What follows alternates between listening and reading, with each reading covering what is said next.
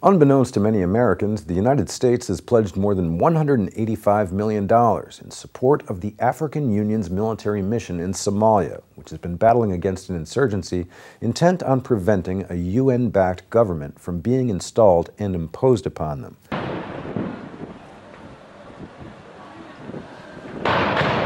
This past week saw some of the heaviest fighting this year.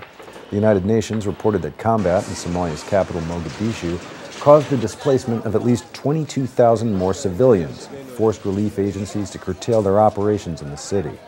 Nearly 14,000 of those displaced are believed to have left the city, while another 7,200 joined 366,000 other internally displaced persons west of Mogadishu that has been described as one of the world's most densely populated settlements of homeless people.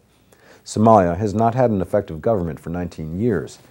In that time, foreign powers have attempted to install and legitimize an administration hampered by corruption and which has a minuscule presence in the country, measuring just a few city blocks near the seaside airport and the airport itself.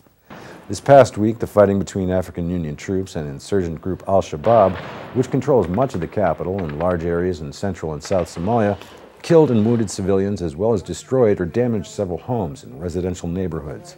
Mogadishu resident Ali Dini's home was destroyed by a mortar shell in the fighting.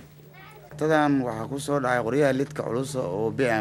mortar landed here and the result was that 2 people were killed and our building totally destroyed.